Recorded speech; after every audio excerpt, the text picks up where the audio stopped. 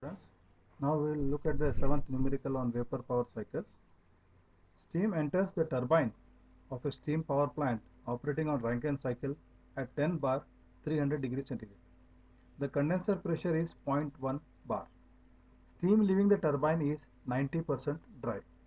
Calculate the adiabatic efficiency of the turbine and also the cycle efficiency, neglecting pumper. Asked in VTU exam for 10 marks.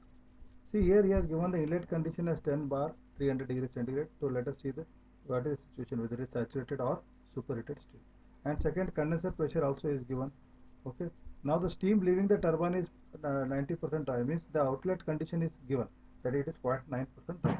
Dryness fraction is given. So we have to find out the turbine efficiency and the cycle efficiency, and we have to neglect the pumper.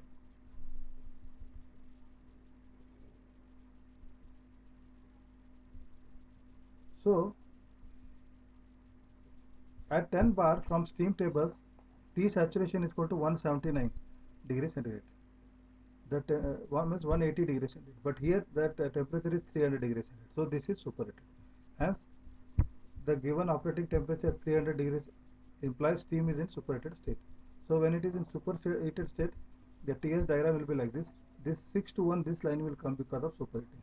Otherwise, it is straight line. Okay. Superheated. This is isentropic drop, and this is the drop due to the friction now. Due to the efficiency, this is the 2 dash is the actual drop, and this is the theoretical drop, isentropic drop. Okay. So the given details are boiler pressure, that is PB is 6, P6 is 10 bar, T superheated T1 is 300 degrees centigrade, condenser pressure, that is P2 is equal to 0.1 bar, X2 dash here is given as 0.9 dry, and to find out the adiabatic efficiency. Now what is the adiabatic efficiency of the turbine? Actual drop is this much, uh, theoretical drop is 1 to 2, so actual divided by theoretical.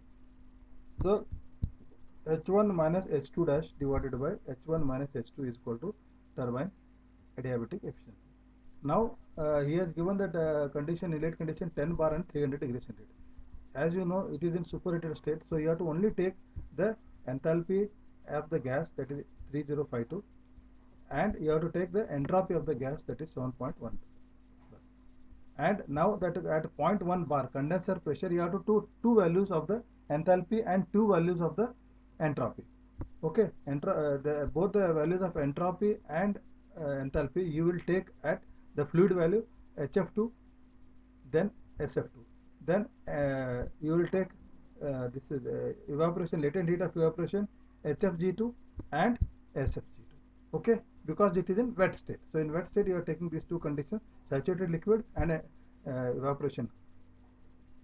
Now what we will do,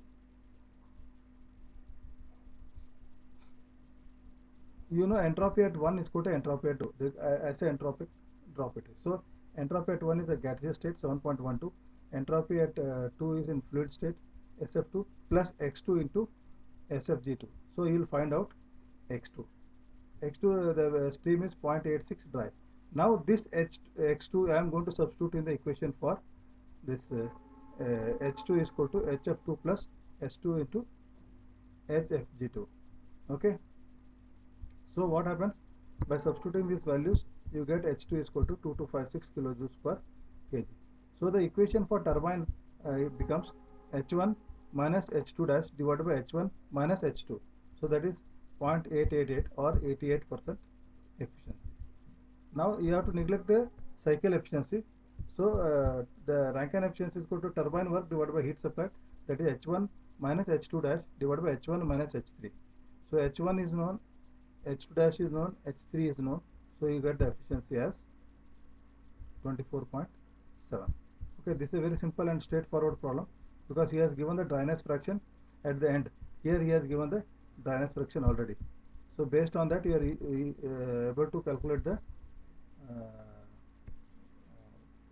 because he has given the dryness fraction H2 dash you are able to calculate, because H2 dash is equal to HF2 plus X2 dash into HFG2. So the SFG is common whether it is for position 2 or state 2 dash. Okay, and HF2